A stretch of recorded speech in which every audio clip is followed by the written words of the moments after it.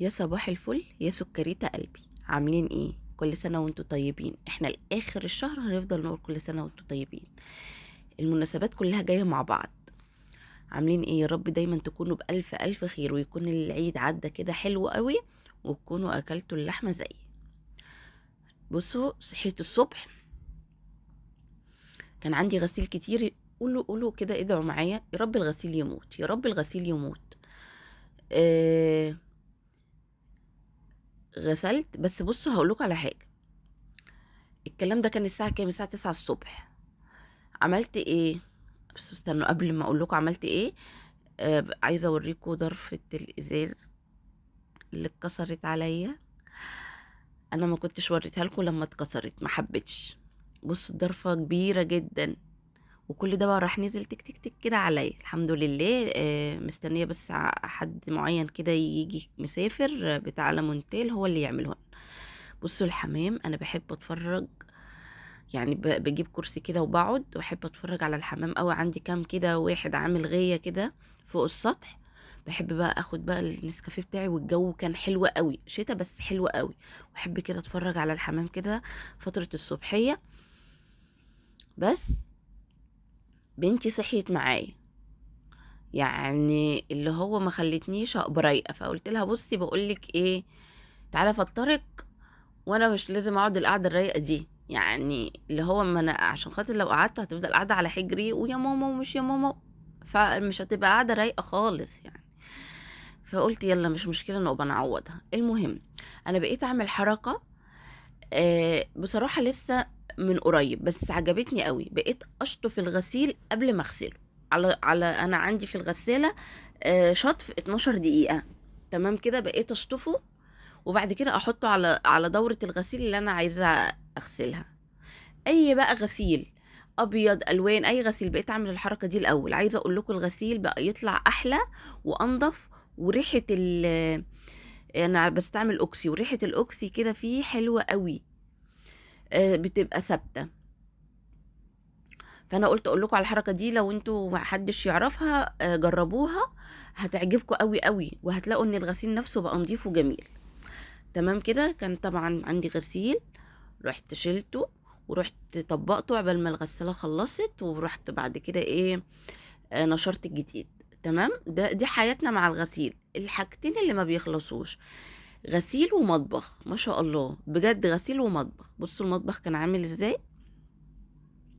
ده الفيديو ده على فكرة بقاله كام يوم، ده من بعد تاني يوم عيد الميلاد. طبعا مش هسيب الناس قاعدين وكده وانا هقوم اعمل المطبخ. انا قلت مش مشكله، خلي الدنيا تتعكم، ما فيش مشكله، وانا كده كده لو ربنا ادانا عمري تاني يوم هصحى هظبط الدنيا.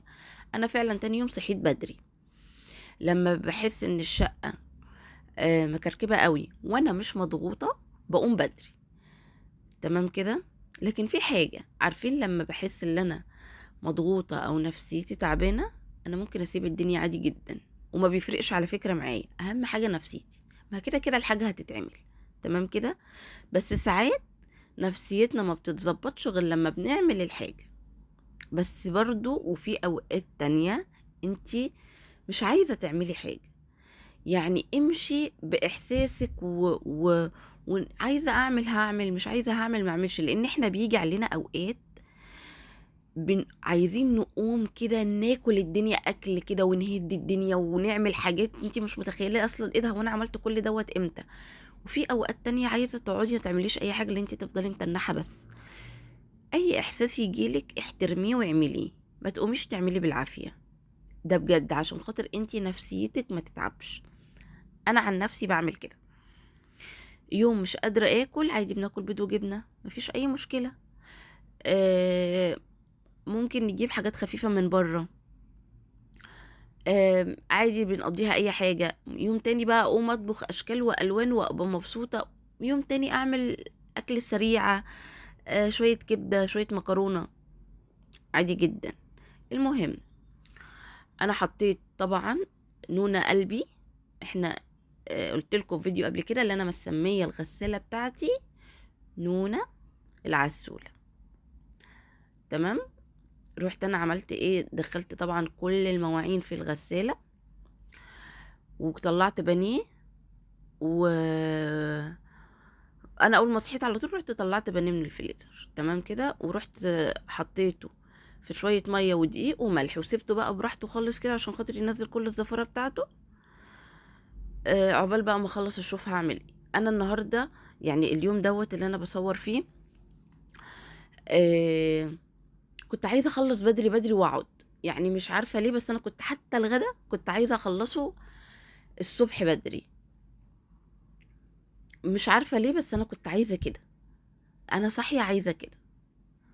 اللي هو عارفين انتوا الشقه نظيفه والدنيا رايقه وهدوء، فمش عايزه اهلك نفسي طول النهار في حاجات، يعني هو تعب على الفاضي. ماشي. بصوا، هنا في حاجات بتتحط في الغسالة وحاجات لأ. عايزة بقى اوريكم آه البتاع ده، الألمونيا انا بغسلها ازاي. بصي، انا جريت حتة المواعين اللي في الحوض عشان خاطر اوريكم الألمونيا انا بغسلها ازاي. اول حاجة بجيب حتة سلكة كده صغننة، وبشيل منها بقى كل بواقي الاكل او كل الحاجات اللي كانت لازقة في الألمونيا.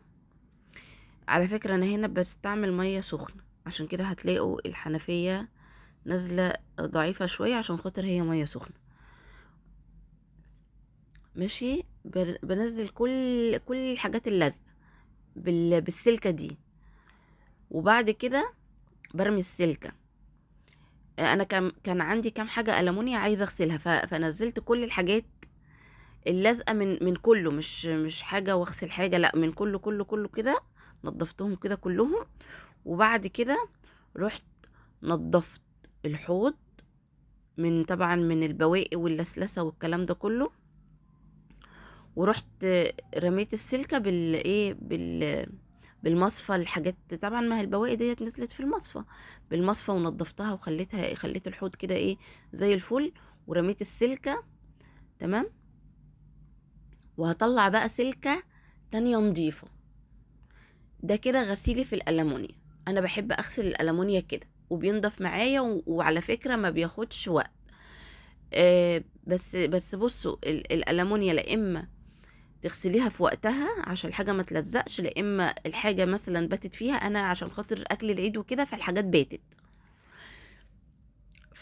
فعشان خاطر الحاجات باتت ففي حاجات نشفت شوية، فروحت نيختها بمية من بالليل. انا عارفة ان انا هصحى الصبح اغسلهم. تمام. بعمل ايه بقى؟ بسد الحوض وبحط فيه مية، بشوية مية كتير، مش كتير قوي يعني عشان ما تغرقيش، ربعه كده، وبملاه بقى صابون. تمام. بس وبقفل بقى الحنفية وابتدي بقى ادعك في الألمونيا بتاعتي. عايزة اقول لكم الطريقة دي آه، بتخلي الألمونيا حلوة جدا، وبتخلي الألمونيا بتبرق بتبرق بتبرق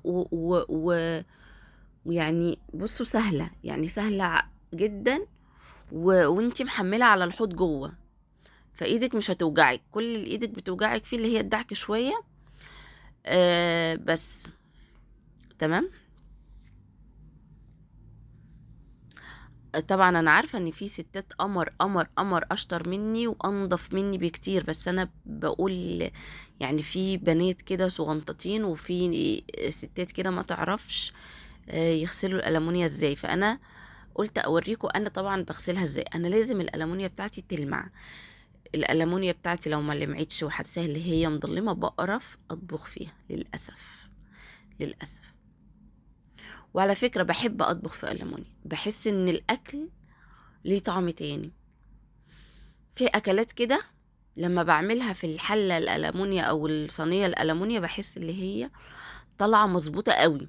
ده بجد انا مش عارفة يعني ده احساسي ولا هو فعلا كده. يعني المحشي لو عملته في تيفال بحسه مش زي لما بعمله في ألمونيا، حلة ألمونيا كده، بحس ان الطعم مختلف. والمكرونة البشاميل والرقاق والجلاش، بحس ان الحاجات دي كلها عايزة ألمونيا، مش عارفة ليه، بس انا بحس كده. وبحسهم بيظبطوا، واللون بتاعهم بيبقى قمر، ومستويين من جوه ومستويين من بره. تمام. بس يعني كل واحد طبعا على ما يحب. في ناس ما بتحبش الألمونيا علشان خاطر ما تدعكش وتقول لا انا مش قادرة. بس مش عارفة، انا بحبها. انا ما عنديش كتير، بس في يعني، وما بستعملهاش برضو كتير، بس بستعملها في الاكلات اللي هي بحسها الايه القديمة الاصلي كده، فاهميني؟ اللي هو زي آه، زي الحاجات اللي انا قلت لكم عليها كده، المحشي والرقاق والحاجات دي. والحلة اللي بقلي فيها البطاطس، خدتها دي برضو، كنت قليت فيها الممبار، فانا ما كنتش من ساعتها ما كنتش غسلتها الصراحة، لاني ما قليتش حاجة فسبتها. بس بقى مسكتها بقى كلها كده غسلتها، لاني انا ما بحبش شكل الطاسة اللي انا بقلي فيها تبقى ملزوقة. بحس ان الموضوع بالنسبة لي صعب، والاكل ما بحبهوش، وبحس ان انا لو اكلت حاجة بالمنظر دوت بتضايق، وبحس ان معدتي وجعاني. بأمانة ما بأفور، بأمانة، بس انا بحس كده بجد. آه، انا الحلة اللي هي بتاعة التحمير دي، انا مهتمية بيها جدا. لو انا مثلا حمرت بطاطس والزيت نضيف، بصفي الزيت بتاع البطاطس في علبة كده ومحكمة الغلق، واقفلها عشان بس ما يلمش تراب او اي حاجة، عشان الزيت بيلم كتير. واروح قافلاها كويس، واروح ماسكة بقى البتاعة دي، الحلة، اروح غسلها كويس جدا. يعني ما بتكملش معايا عملتين تلاتة. يعني اعمل فيها عملتين تلاتة واروح مصفية ولا خلاص كفاية عليكي كده، انتي اتهريتي، ده انا سبتك وكفاية. تمام كده. انا بس حبيت اوريكم بالتفصيل. انا مش عايزة حد يزهق، انا اصلا ما حدش يزهق يعني. تزهقوا لي؟ انا بوريكم القلم ايه ده؟ لا مش قصدي طبعا، انا قصدي انا بوريكم بالتفصيل انا بعمل ايه. كان هنا بقى البانيه زي الفل، ورحت نضفته وخلصته، ورحت بقى ايه حطيت عليه زبادي، وحطيت عليه فتة شاورما، وحطيت عليه خلطة شاورما. انا هعمل فتة شاورما. الاكلة دي انا ممكن مثلا اعملها في الاسبوع مرتين تلاتة. تمام كده. ليه بقى؟ هقول لكم السر اللي انا بعمل الشاورما فيه كتير. عارفين انتوا لما تبقوا مثلا ابنكم ما بيرضاش ياكل حاجة، ابنكم صغنن وما بيرضاش ياكل حاجة، فتروحي عاملة ملوخية ورز عشان خاطر تتزفلط وما يقعدش يركن الأكل في بقه؟ دي نفس الفكرة بالظبط. تمام كده. بعمل أنا بعمل الشاورما بيبقى فيها صوص كده، فبتزفلط، فياه. بصوا فيها كل حاجة بقى، فيها رز، وفيها كوكو، وفيها خضار، فاهمين؟ فبحس اللي هي وجبة مشبعة، وفي نفس الوقت بتتاكل بسرعة. فاللي هو يعني انتي جميلة، انتي بتطبطبي على قلبي، وفي نفس الوقت ما بتاخدش نص ساعة معايا. لا حرفيا ما بتاخدش نص ساعة معايا، على اقل كمان، اقل. تمام. عادة تانية بقى بعملها، وانا قلتها لكم قبل كده في الفيديوهات، بس الناس الجديدة اللي داخلة، اللي ممكن تكون ما جابتش فيديوهاتي قبل كده واتفرجت عليها، هقول لكم برضو عادة انا بحب اعملها. لازم اغسل البوتاجاز قبل ما اطبخ، لازم. لو انا ما استعملتهوش وهو نضيف، باخده مسحة كده، علشان خاطر لو في ترباية كده، لو في اي حاجة كده، بمسحه مسحة بسيطة. لكن مثلا لو انا كنت طبخة عليه مثلا من قبلها بيوم، وكسلت وقلت تاني يوم اصحى هغسله، ما اقولش بقى ايه، طيب هعمل الاكل واغسله بالمرة. لا، ما بعرفش، بأمانة ما بعرف. ان شاء الله حتى اغسله 3 4 مرات وانا واقفة في المطبخ. بس لا، ما بعرفش. يا لهوي، يا البوتاجاز يبقى مش نضيف وانا بطبخ، ان شاء الله حتى لو عملت كوباية قهوة. عارفين، لو انا عايزه اعمل كوبايه قهوه كده على السريع، بمسح المكان اللي بعمل فيه القهوه، وبسيب الجزء التاني بس اللي هو على السريع قصدي. تمام. واعمل القهوة بعد كده ارجع اغسله. لكن اللي انا اطبخ وهو كده عليه بواقي اكل من امبارح او اكل على اكل، يا مراري يا مراري يا لهوي، لا ما اقدرش ما اقدرش، ما اعرفش. بحس الاكل طالع مش نضيف وملزوق، والحله اللي لزقت من بره. بامانه بحس كده صدقوني. يعني اقول لكم إيه، انا ساعات كتير بشيل الغطا بتاع الحله وبغسله وارجعه نضيف تاني يغطي الحله بامانه. وعلى فكره انا عارفه ومتاكده ان في ناس كتير كده، انا واثقه ومتاكده ان في ستات كتير كده، لان في الموضوع ده متعب نفسيا. بصوا بقى، بعد ما خلصت وغسلت البوتاجاز عملت حركه بقى حلوه قوي. فاكرين البليدج اللي انا كنت جايباه، اللي هو بتاع الازاز؟ لمعت بيه الازاز. لما مسحت البوتاجاز حسيت اللي هو ايه من الميه، يعني بواقي الميه كده ملطخ شويه. لما مسحته بقى عايزه اقول لكم لمع قوي ونور قوي، اتبسطت قوي، قلت ايه ده الله بجد هتشوفوه.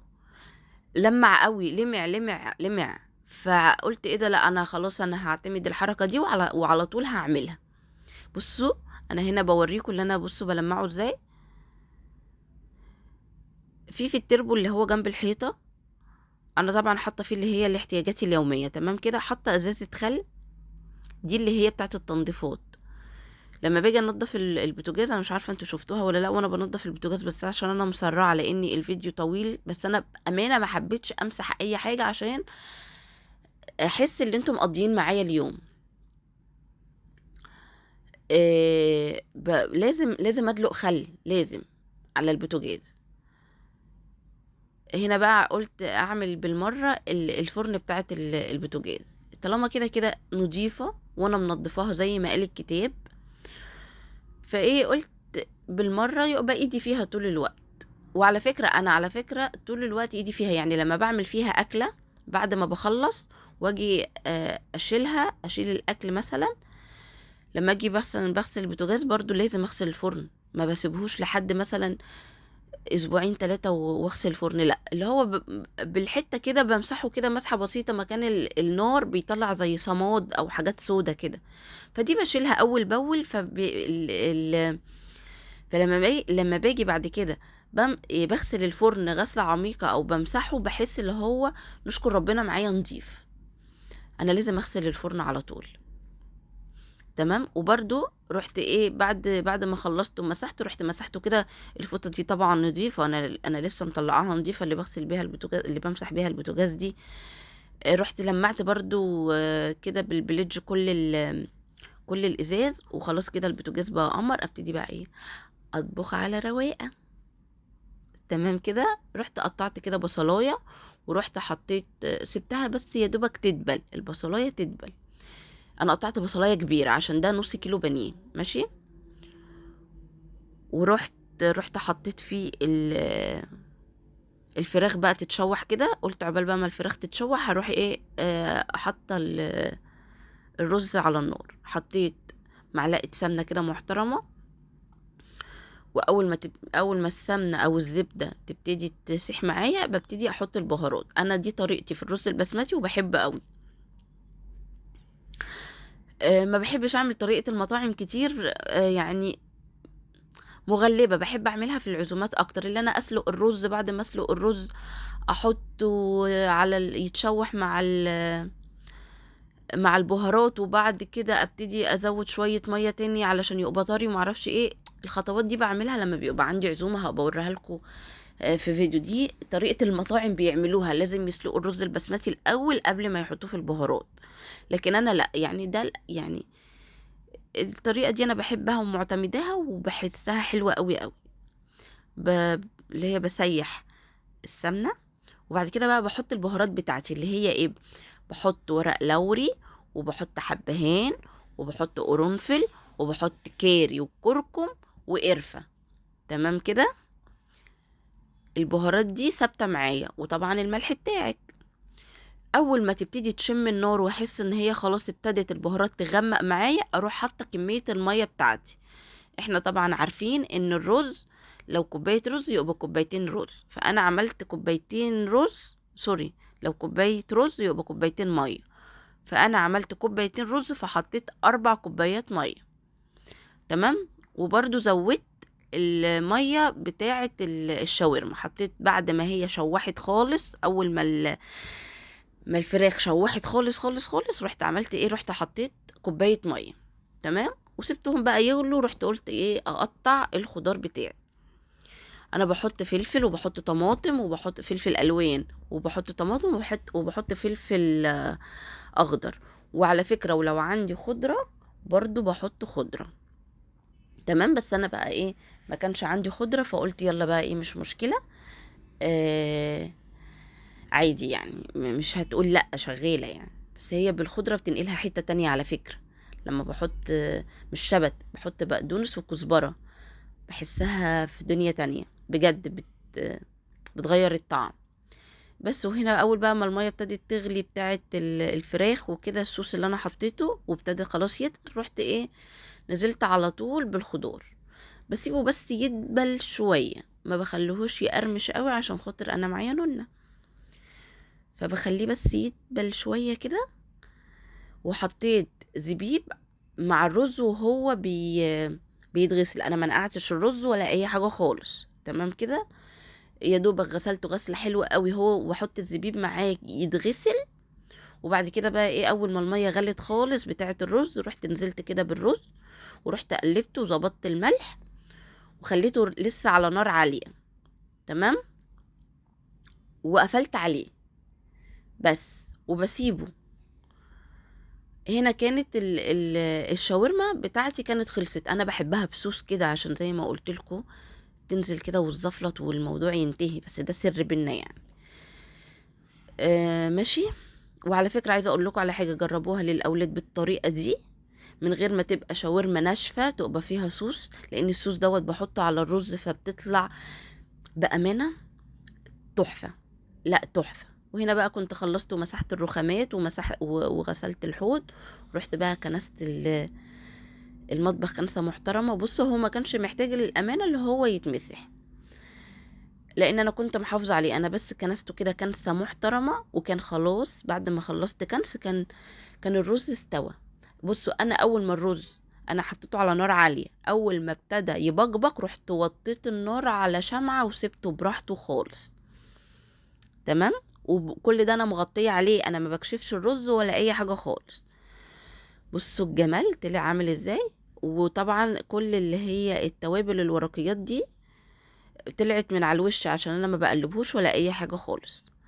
اروح ماسكاها كده قبل ما اغرف او اي حاجه، اروح مطلعاها عشان ما انساش اي حاجه واي حاجه تيجي في البق ويحصل نكد.